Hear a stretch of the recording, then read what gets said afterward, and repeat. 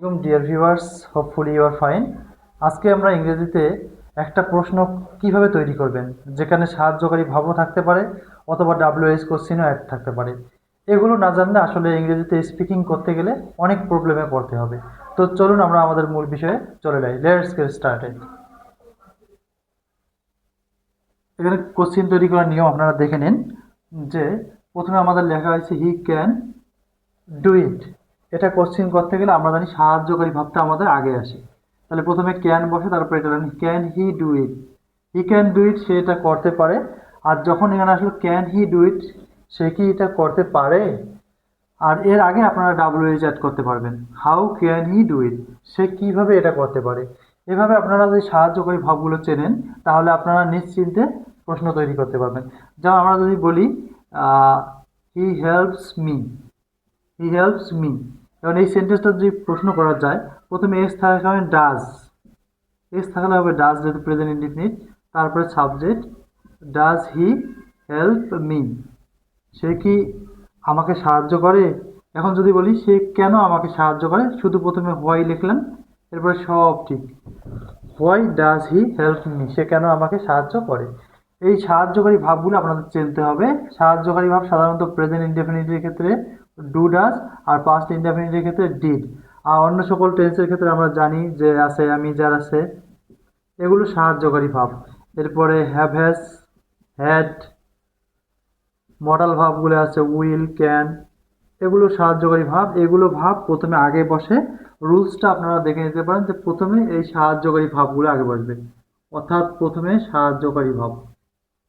তারপরে আমি আবার ভালোভাবে দেখাচ্ছি যে কিভাবে আপনারা প্রশ্নটি তৈরি করবেন। এই সাহায্যকারী ভাবগুলো আগে জানতে হবে আপনাদের। তাহলে প্রথমে আমাদের নেব সাহায্যকারী ভাব।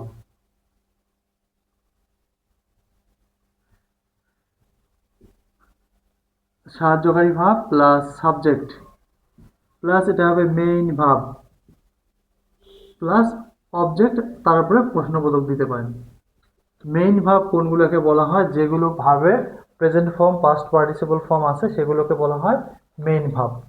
আমরা আশা করি বুঝতে পারলাম মেইন ভাবগুলো, এই সাহায্যকারী ভাবের পর মেইন ভাব চেনার উপায়।